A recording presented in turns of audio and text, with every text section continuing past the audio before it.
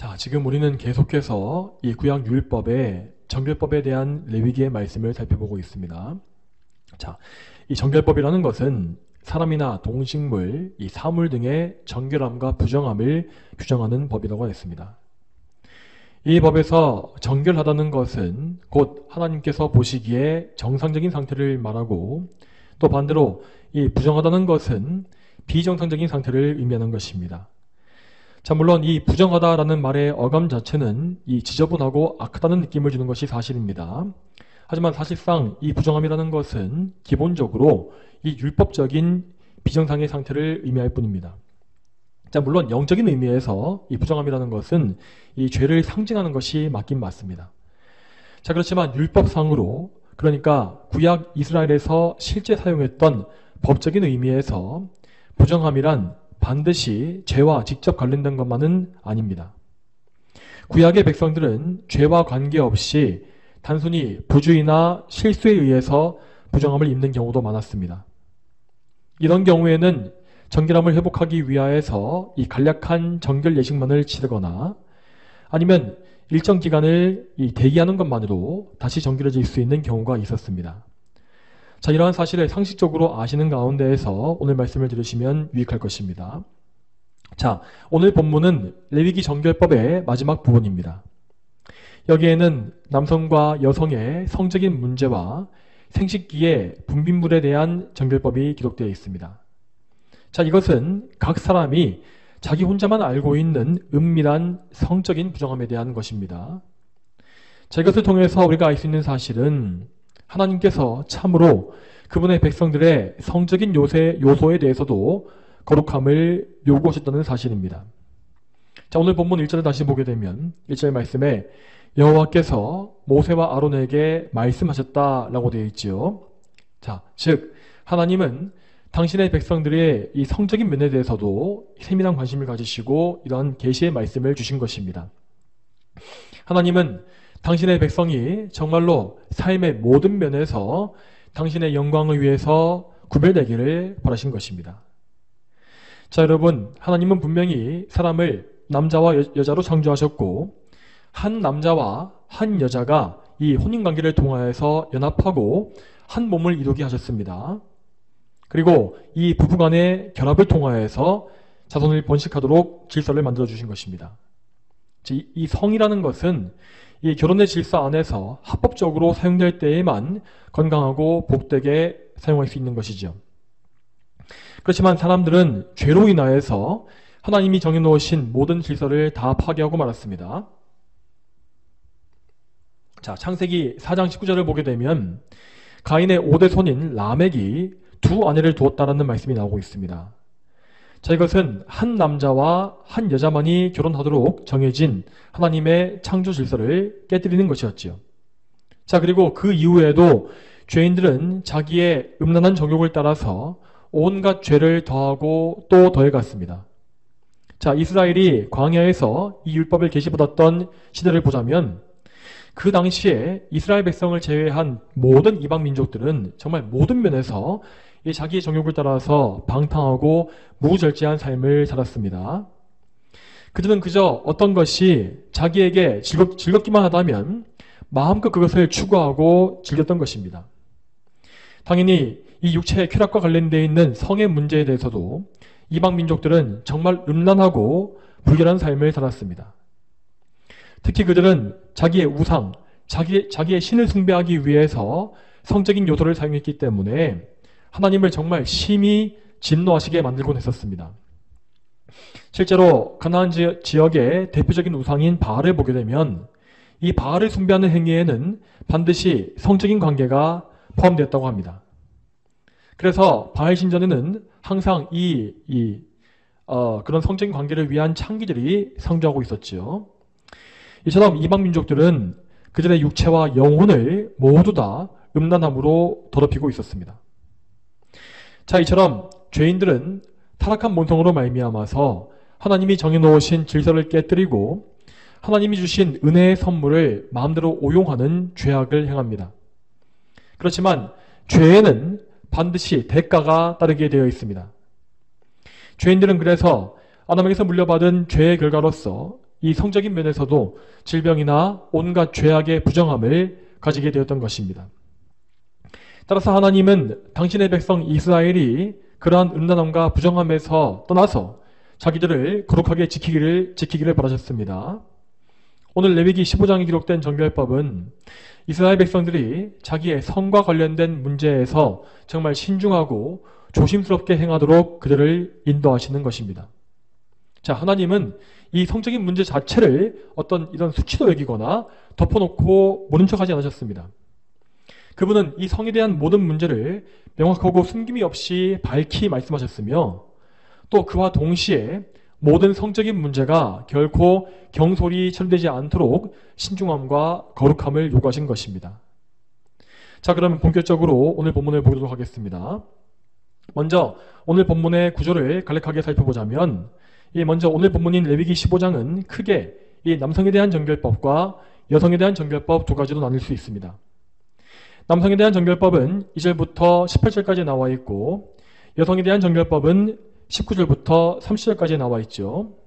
그리고 그 두 가지 법의 정중앙에 위치한 정결법은 본문의 18절 말씀인데 이 18절의 말씀은 남녀 간의 결합, 이 부부관계에 대한 법을 언급하고 있습니다.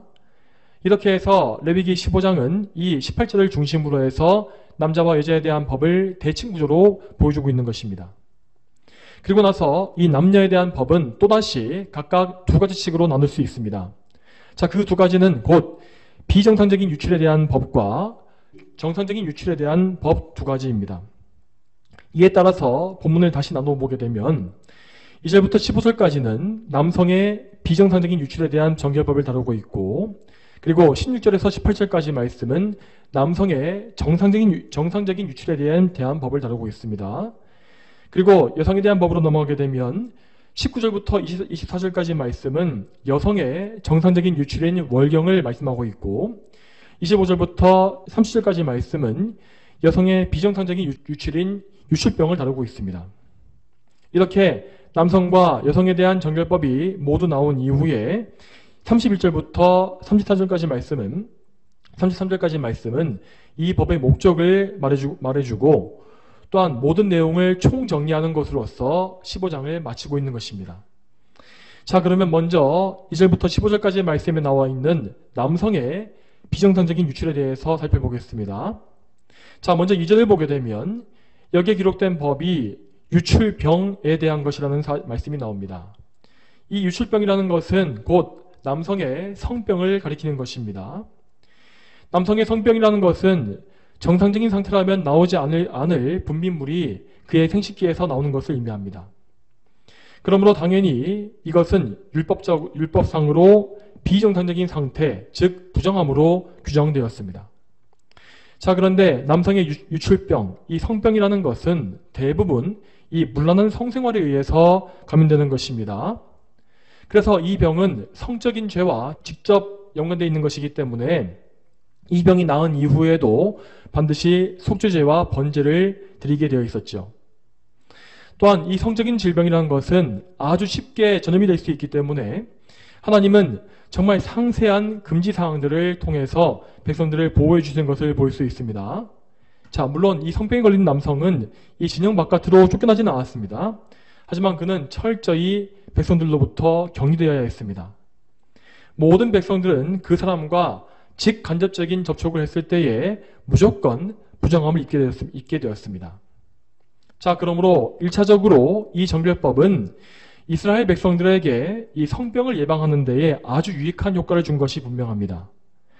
본문에 나와 있는 모든 방법들은 대체로 현대의학의 감염 예방 방법과 일치하는 사항들을 말하고 있습니다. 예를 들면 유출병 환자가 접촉한 물건들을 접촉하지 못하게 막는 것과 또한 환자와 간접적으로라도 접촉하지 말라고 말씀하시는 것도 마찬가지입니다. 그리고 환자와의 접촉이나 또 그가 뱉은 침에 맞았을 경우에 그리고 또한 환자가 손을 씻지 않고 누군가를 만진 경우 이런 경우에도 옷을 빨고 목욕을 해라 라고 되어 있는데 이 역시 현대과학의 상식과 통일되는 부분이 많다고 할 수 있죠. 뿐만 아니라 12절에 보게 되면 유출병 환자가 어떤 그릇을 만진 경우에 질그릇은 깨뜨려 버리고 나무 그릇은 물로 씻어라 라고 되어 있습니다. 이것은 질그릇의 재질이 어떤 액체를 흡수하고 머금는 성질이 있기 때문인데 이 역시 매우 과학적인 근거가 있는 규례라고 할 수 있겠습니다. 자, 여러분, 우리는 이 법이 지금으로부터 약 3,400년 전에 게시되었다는 사실을 기억해야 합니다. 자, 그 당시는 지금 우리가 생각하고 있는 감염이나 의학에 대한 상식이 전혀 없었던 시대였습니다. 당연히 고대 이스라엘 백성들은 이 번거로운 정결법이 자기들의 건강을 지켜준다는 사실을 잘 몰랐을 것이 분명합니다. 그러니까 이러한 정결법은 당시 사람들의 생각으로는 도저히 만들어낼 수가 없었던 법인 것이지요. 그렇지만 우리의 만물을 창조하신 하나님께서는 그분의 백성을 눈에 보이지 않는 모든 면에서 보호하시기 위하여서 이렇게 철저한 정결법을 이미 그 오랜 시간 전에 만들어주신 것입니다. 자, 우리는 이러한 면에서도 율법이 하나님께로부터 계시된 것이라는 사실을 알 수가 있는 것입니다. 자, 그렇지만 이제까지 말씀드린 바와 같이 우리는 결코 이 정결법을 의학적이거나 과학적인 관점에서만 보아서는 안 될 것입니다. 하나님은 분명히 여기에서도 성도의 거룩한 생활과 관련된 영적인 의미를 담아두셨습니다. 유치병 환자와의 접촉이 금지되는 것은 단순히 질병의 감염을 막기 위한 것만은 아니었습니다. 이것은 죄가 얼마나 쉽게 퍼져나가는가 하는 것인지를 보여주는 의미가 있는 것이기도 합니다. 자, 성적인 쾌락에 빠져 있는 사람은 결코 자기 혼자만 그것을 즐기지 않습니다. 그 사람은 반드시 자기 주변의 이웃에게 그것을 같이 즐기도록 권장합니다. 이렇게 악한 행동을 통하여서 성적인 타락과 또 그로 인한 이 성병은 정말 빠르게 확산될 수 있는 것이지요. 따라서 하나님은 유출병에 걸린 사람을 완전히 격리하심으로써 다른 백성들을 죄로부터 보호해 주셨고, 또한 그 병에 걸린 사람은 죄를 멈추고 철저히 회개하도록 만드신 것입니다. 자, 이렇게 해서 죄의 격리와 회개가 이어진 이후에 하나님은 은혜로 말미암아 유출병을 치유해 주셨습니다.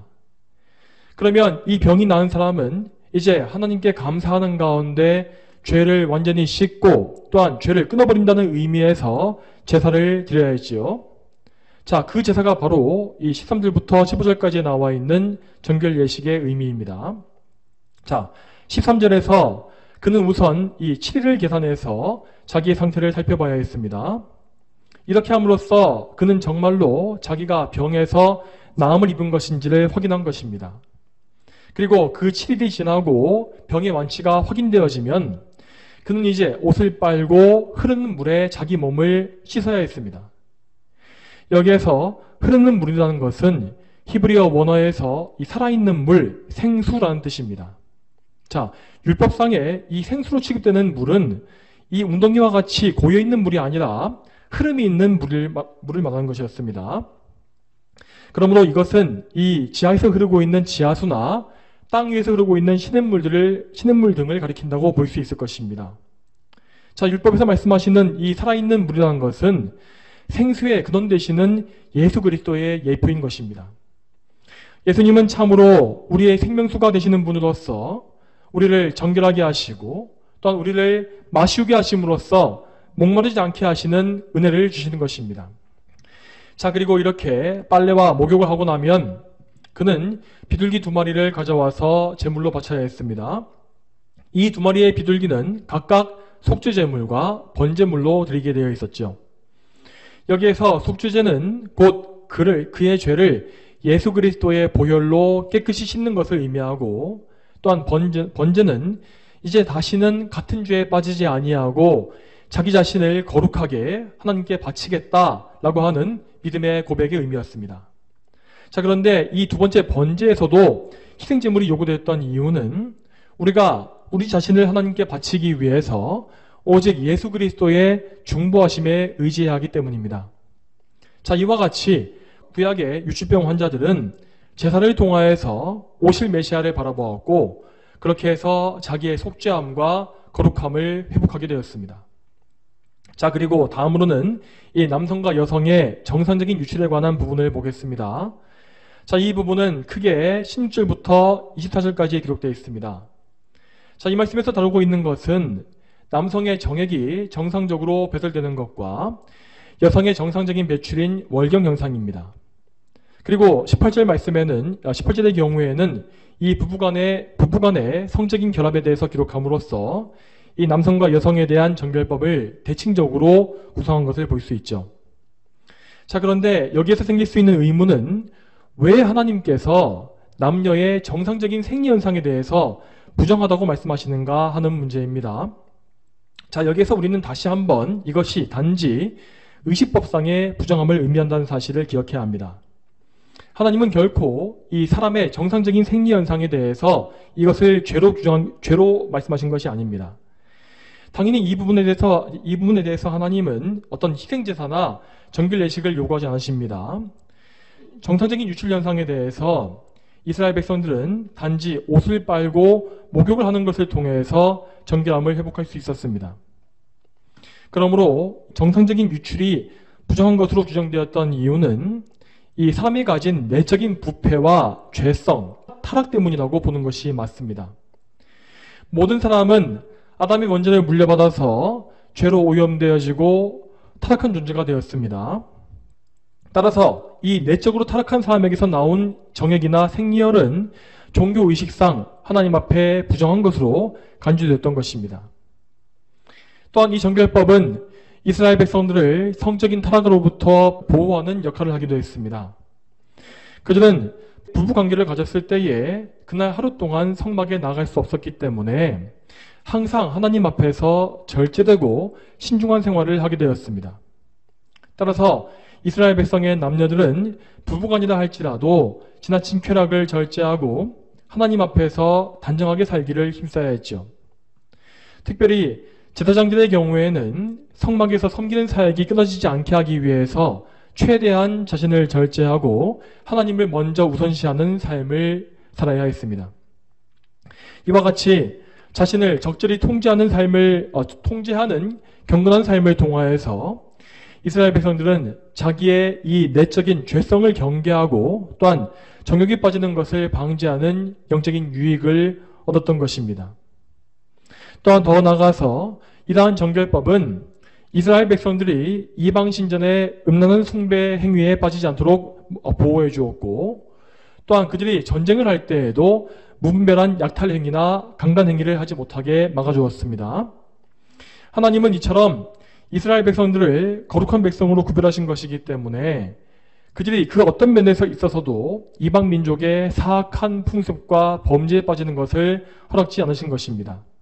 자, 오늘 본문에 나와 있는 이 정결법은 이스라엘 백성들로 하여금 성적 방종에 대한 올바른 경각심을 가지게 해주었고, 또한 우상숭배자들의 사악한 행위를 미워하도록 하는 그런 거룩한 역할을 했던 것이죠.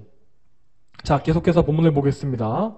자, 다음으로 우리는 19절부터 24절까지의 말씀을 보게 될 것인데, 자, 여기 나와 있는 말씀은 이 건강한 여성에게 매달 일어나는 월경에 대한 정결법을 보여주고 있습니다.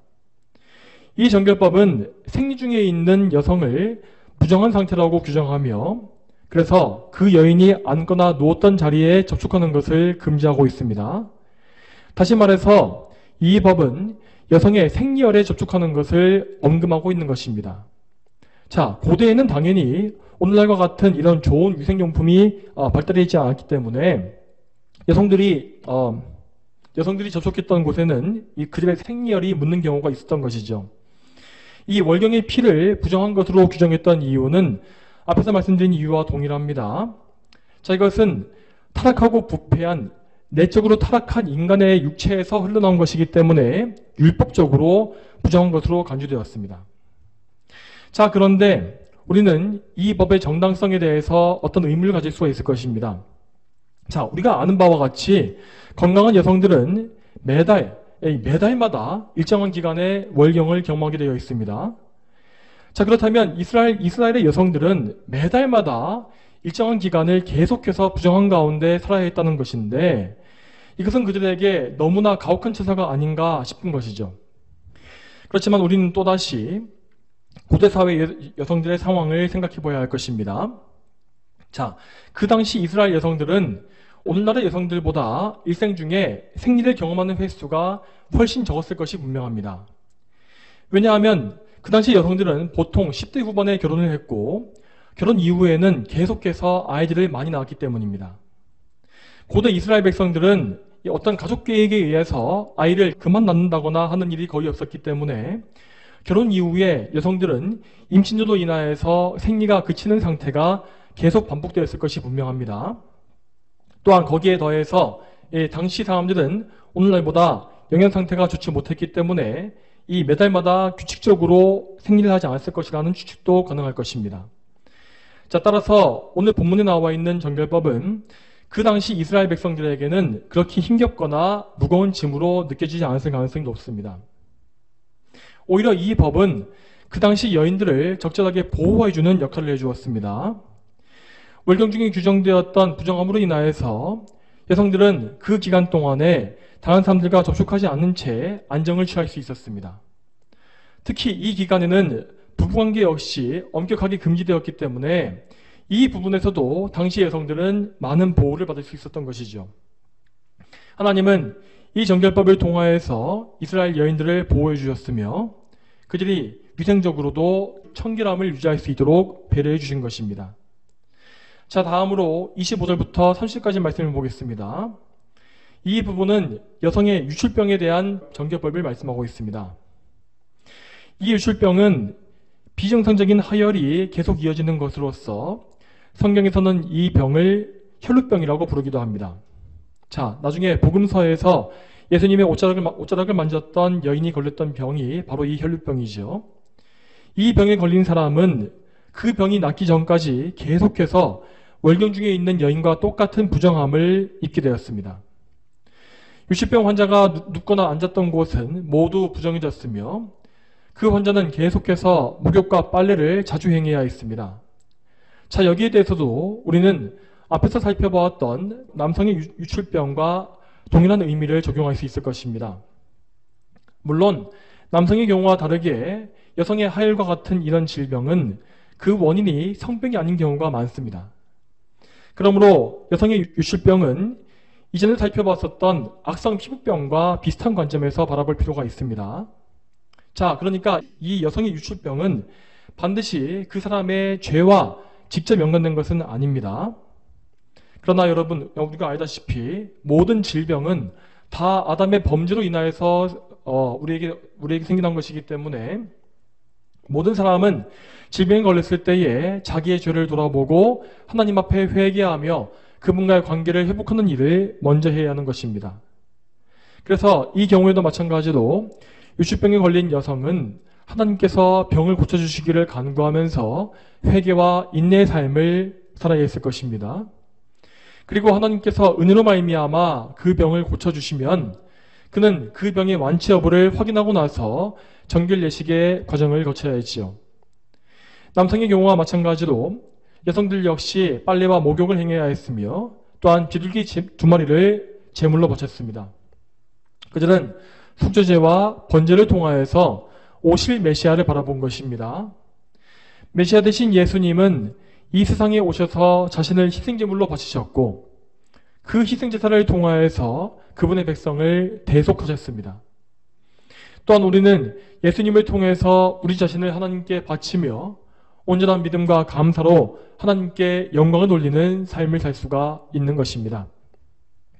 자, 이제 오늘 본문의 마지막 부분인 31절부터 33절까지를 보겠습니다. 자, 특히 이 부분에 포함되어 있는 31절은 오늘 본문 전체의 핵심 주제라고 할 수 있습니다. 자, 31절을 제가 다시 읽어보겠습니다.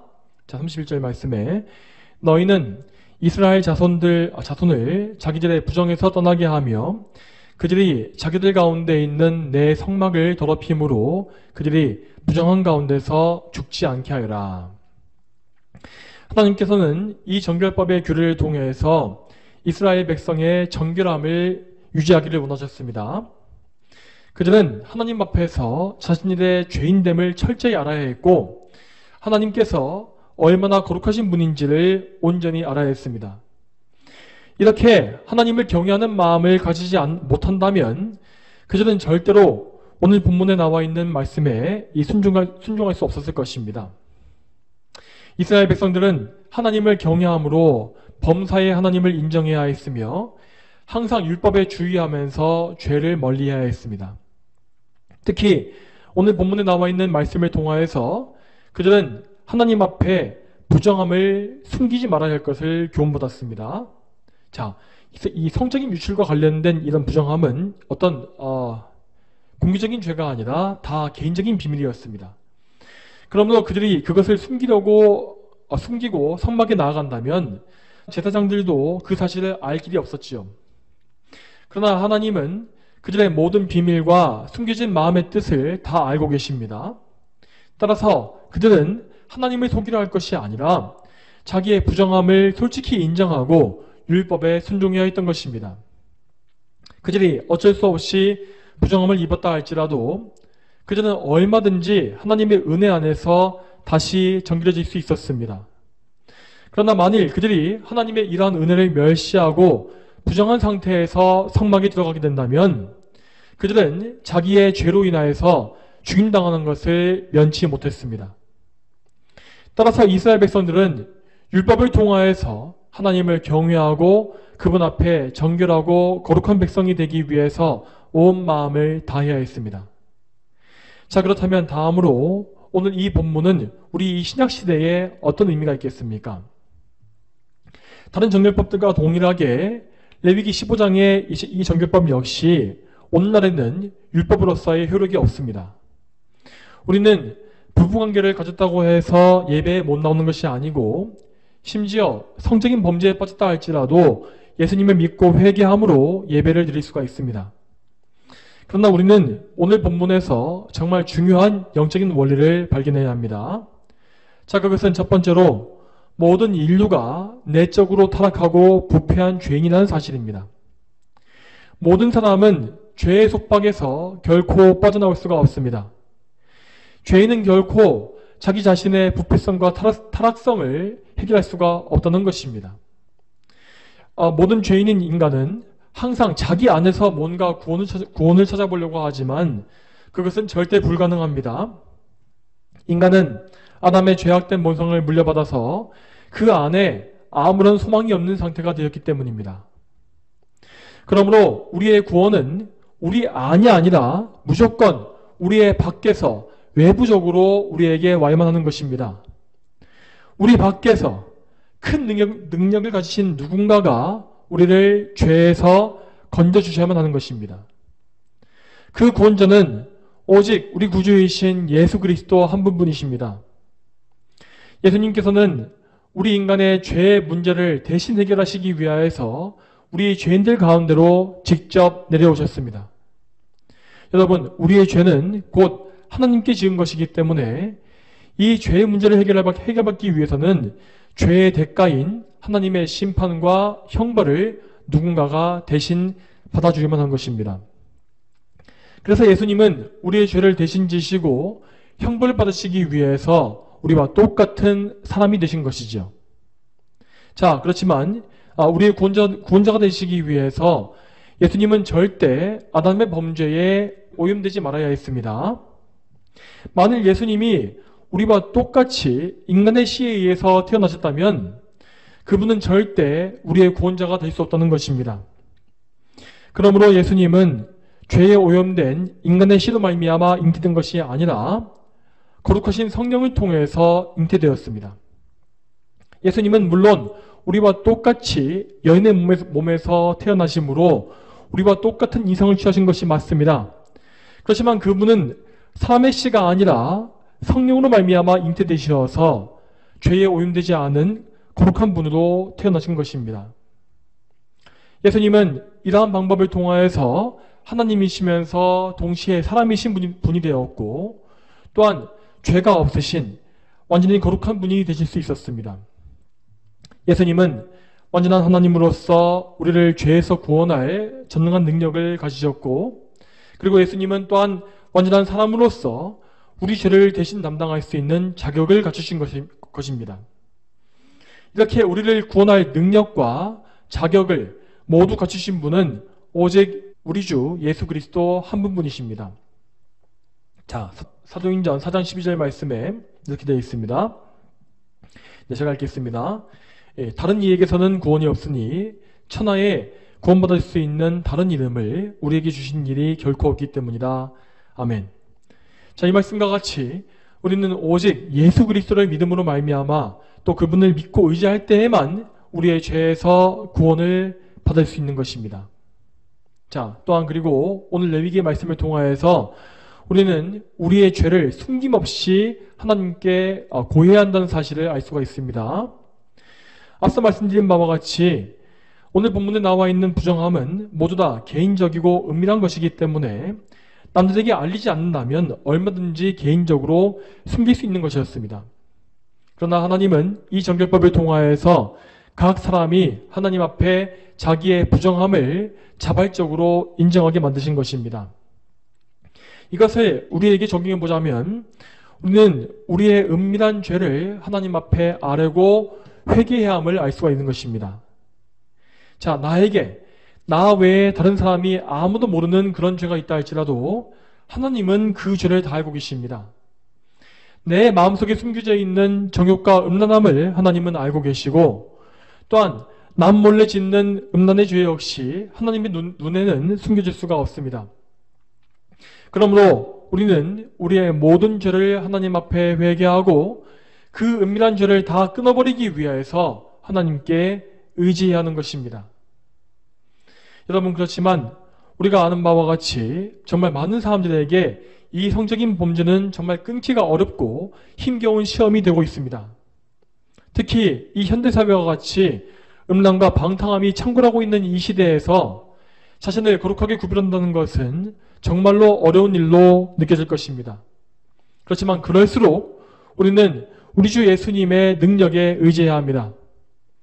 여러분, 오늘 레위기의 이 말씀은 우리 예수님의 사역을 통해서 정확히 성취된 바 있습니다.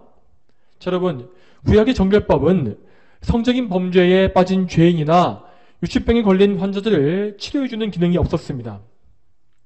율법은 그저 그들의 죄를 정죄하고 규정해주는 역할만을 했을 뿐이고 또한 그들이 치유된 이후에 다시 법적인 복권을 시켜줄 뿐이었지요.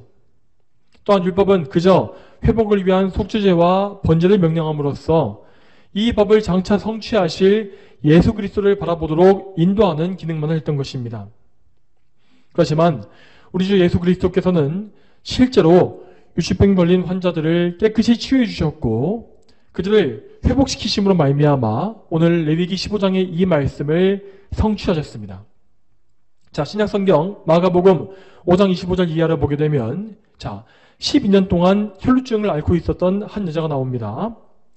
그 여인은 그 병에 무려 12년 동안이나 시달리고 있었다고 했습니다. 당연히 그 여인은 그 12년 동안에 율법상으로 부정한 상태에 있을 수밖에 없었고 엄청난 육체적인 고통과 함께 이루 말로 다 할 수 없는 생활의 불편함을 겪고 있었지요. 그의 비참한 상태에 대해서 성경은 이렇게 말씀하고 있습니다. 마가복음 5장 25절 말씀에 5장 25절과 26절을 보겠습니다. 그 중에 12해 동안 혈루증을 앓고 있었던 한 여자가 있었다. 많은 의사들에게 많은 괴로움을 당하고 모든 재산을 탕진하였으나 아무 소용이 없었고 도리어 점점 더 악화되어 가던 중에 자, 이 말씀과 같이 이 세상에 그 어떤 사람도 그녀를 이 질병에서 구원해 줄 수가 없었고 그 어떤 의사도 그 병을 고칠 수가 없었다고 하였습니다. 이렇게 암담한 생활을 계속하던 중에 그 여인은 예수님에 대한 소문을 듣게 되었고 그분께서 마침 자기의 마을을 지나가신다는 사실을 듣게 되었습니다. 물론 그녀는 오랜 질병으로 인하여서 몸에 아무 힘이 없었고 또한 자신의 부정함으로 인하여서 함부로 밖에 나가기가 어려웠습니다. 그렇지만 하나님은 그녀에게 예수 그리스도를 믿고 그분을 바라보고자 하는 믿음을 주셨습니다. 그리고 그 마음에 담대함을 주셨습니다.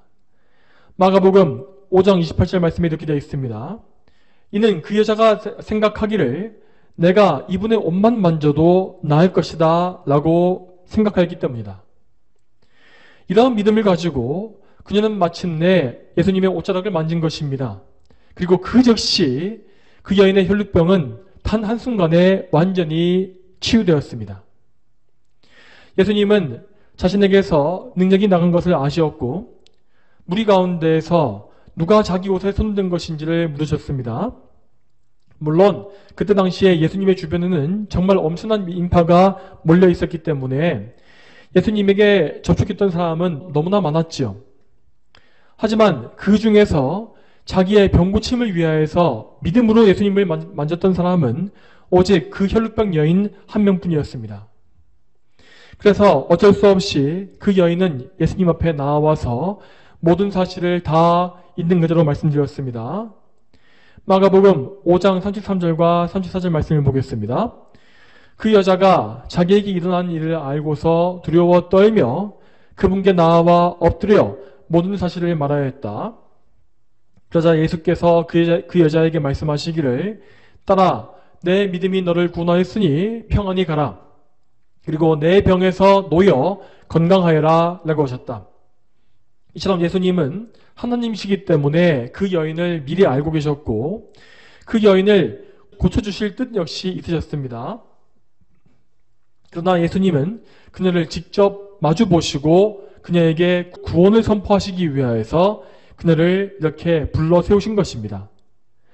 자, 여기서 우리는 예수님께서 하신 말씀의 순서를 잘 볼 필요가 있습니다. 예수님은 분명히 여기에서 죄에서의 구원을 먼저 선포하시고 그 이후에 병의 고침을 말씀하십니다. 자, 여기에서 우리는 하나님이 우리 죄인들을 대하시는 방식을 알 수 있는 것입니다. 자, 하나님은 결단코 우리가 생각하고 있는 외적인 문제들부터 먼저 다루시는 것이 아닙니다. 하나님은 먼저 우리의 죄인됨을 아시고 그것을 먼저 다루시는 것입니다. 우리의 타락한 본성과 그런 내적인 본성에서 흘러나오는 온갖 죄악들, 또 그로 인하여서 하나님과 원수되고 아무 소망이 없는 우리의 상태를 먼저 하나님은 보시는 것입니다. 그러므로 우리는 먼저 우리의 죄인됨을 하나님 앞에서 인정하고 하나님 앞에 자복해야 합니다. 우리는 가장 먼저 예수님의 십자가 앞으로 달려가서 우리의 죄 사함을 받아야 하는 것입니다. 먼저 예수 그리스도의 보혈로 말미암아 정결하게 되어지고 죄의 빚을 탕감받으며 예수님의 의로 옷 입는 그런 은혜를 덧입어야 하는 것입니다. 그렇게 됨으로써 우리는 먼저 하나님과 화목해져야 하고 하나님의 자녀가 되는 은혜를 입어야 합니다. 이렇게 죄에서의 구원을 먼저 받은 이후에 우리는 우리의 다른 문제들을 하나님께 아뢰고 구할 수가 있습니다. 이러한 문제들은 나의 죄 때문에 생겨난 온갖 문제들과 또 내 인생에 깨어진 부분들과 나의 질병과 나의 악한 습관과 끊어지지 않는 죄 등등 이런 것들입니다. 우리는 이러한 모든 문제를 하나님께 아뢰 수가 있습니다. 여러분, 그러므로 이 말씀을 통하여서 오직 예수 그리스도를 붙잡고 의지하는 그 한 믿음을 가지시기 바랍니다. 방금 살펴봤던 마가복음의 말씀은 예수님께서 성자 하나님으로서 가지시는 무한한 능력을 잘 보여줍니다. 여러분, 다시 한번 이 혈루병 여인이 고침받았던 그 상황을 잘 생각해 보십시오. 그 여인이 이 고침받았을 때에는 그때는 예수님께서 회당장 야이로의 딸을 고쳐주시기 위해서 길을 걷고 계시던 중이었습니다. 그녀는 예수님께 어떤 말씀도 드린 바가 없었고 그저 몰래 다가가서 예수님의 옷자락에 손을 대었을 뿐입니다. 그럼에도 그녀가 그저 예수님을 믿는 믿음으로 말미암아 옷자락을 만졌을 때에 그녀의 이 지독한 병은 단 한순간에 고침받은 것입니다. 또한 이 말씀에는 예수님께서 부정함을 입으셨다는 말씀이 나오지 않습니다.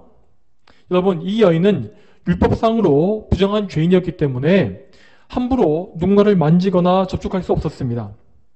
자, 그렇지만 그녀가 예수님을 만졌을 때에 그 행동은 예수님을 부정하게 만들기는커녕 반대로 그 여인을 정결하게 만든 것입니다. 여러분, 이 모든 사실을 통하여서 우리는 예수님이 가지신 신성을 밝히 보아야 합니다. 예수님은 참으로 전지전능하신 하나님이십니다. 그분은 하나님으로서 하나님이시기 때문에 우리의 모든 문제를 다 고치실 수 있는 것이죠. 여러분, 혹시 여러분에게 아무리 노력하고 힘써도 끊어지지 않는 죄가 있습니까? 여러분, 그것이 아무리 지독하고 끈질기다 할지라도 그것은 아무 상관이 없습니다. 여러분의 그 죄가 과연 저 10년 동안이나 계속되었던 혈루병보다 더 지독하겠습니까? 여러분이 죄를 끊지 못하고 있다는 것은 그만큼 여러분에게 예수님 믿는 믿음이 적다는 증거일 뿐입니다. 예수님만 전적으로 의지하지 못하기 때문에, 또한 그 죄를 끊고자 하는 마음이, 믿음이 굳세지 못하기 때문에 그렇게 되는 것입니다. 만일 여러분이 정말로 그 죄를 미워한다면, 그래서 정말로 예수님만 사랑하고 죄를 끊기를 원한다면 예수님은 반드시 여러분의 간구에 응답하실 것입니다. 그렇지만 우리는 여전히 죄를 사랑함으로 인하여서 그 죄를 끊지 못하는 것이지요. 그러므로 여러분에게 끊어지지 않는 죄가 있다면 먼저 그 죄를 근원부터 다시 생각해 보시기 바랍니다. 내가 정말 구원받음으로 말미암아 하나님의 마음을 가지고 있는가? 그렇다면 왜 나에게는 죄를 미워하고 끊고자 하는 마음이 없는가? 자, 만일 여러분에게 정말 이 죄를 미워하는 마음이 없고 하나님의 영광을 위하여서 죄와 싸우고자 하는 그런 내적인 마음이 없다면 여러분은 가장 먼저 예수 그리스도를 믿음으로 말미암아 그분의 보혈에 여러분의 온 몸을 적셔야 할 것입니다. 여러분, 참으로 예수 그리스도께서는 우리의 구원자로서 우리를 죄에서 완전히 구원하실 능력이 있으십니다. 우리가 그분을 믿을 때에, 믿음으로 그분께 나아갈 때에 우리의 인생은 180도 바뀔 것이고 우리 안에서 죄의 권세는 크게 무너질 것입니다. 자, 그렇지만 우리는 구원받은 이후에도 끊임없이 죄와 싸우는 삶을 계속해야 합니다. 우리는 계속해서 죄를 미워하면서 내 안에 남아있는 죄와 죄의 영향을 제거해가는 영적인 싸움을 싸워야 하는 것입니다. 물론 구원받은 성도는 그 속사람이 새롭게 되어서 이미 거룩하게 되었고 또한 성령께서 그 안에 내주하시는 것이 맞습니다. 그러나 또한 우리는 동시에 여전히 아직 완전해지지 못했고 그래서 아담에게서 물려받은 타락한 본성을 동시에 가지고 있는 것입니다.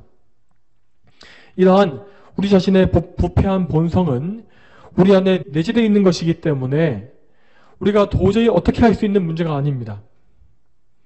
만약 우리가 우리 자신의 죄의 문제를 스스로 이겨보려고 한다면 우리는 항상 완전히 죄에 무너지고 마귀에게 조롱거리가 될 것이 분명합니다. 그러므로 성도 여러분, 항상 여러분의 삶 속에서 예수 그리스도께 의지하시기 바랍니다.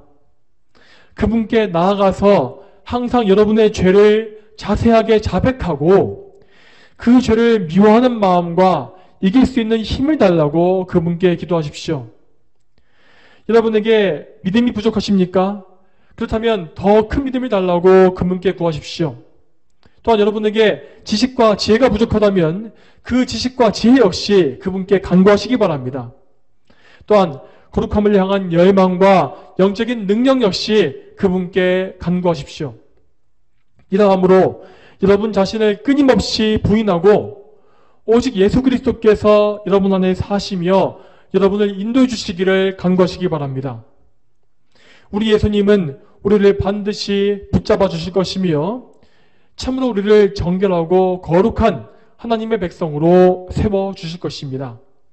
다 함께 기도하시겠습니다. 하나님 아버지, 오늘도 레위기의 정결법에 대한 말씀을 통하여서 우리가 죄를 멀리하고 우리 자신을 하나님께 또 하나님 앞에 거룩하게 구별하며 예수 그리스도를 의지해야 한다는 사실을 배우게 하심에 감사드립니다. 특별히 우리는 우리의 이 내적인 범죄에 대해서 생각하고 또한 이 세상에 만연해 있는 성적인 범죄를 멀리해야 할 것입니다. 하나님 참으로 지금 현대 이 세상은 하나님의 말씀을 거역하고 하나님의 모든 질서, 특별히 여성과 남성에 대한 이 모든 질서를 다 부정해버리고 깨뜨리고 있는 상황 가운데 있습니다. 주여, 저희가 이러한 악한 세태에 물들지 말게 도와주시고 언제나 하나님을 붙잡는 가운데 성경의 가르침을 따라서 참으로 거룩하게 우리 자신을 구별하고 하나님께 바칠 수 있도록 주여 인도하여 주시옵소서. 감사드리오며 예수님의 이름으로 기도 올립니다. 아멘.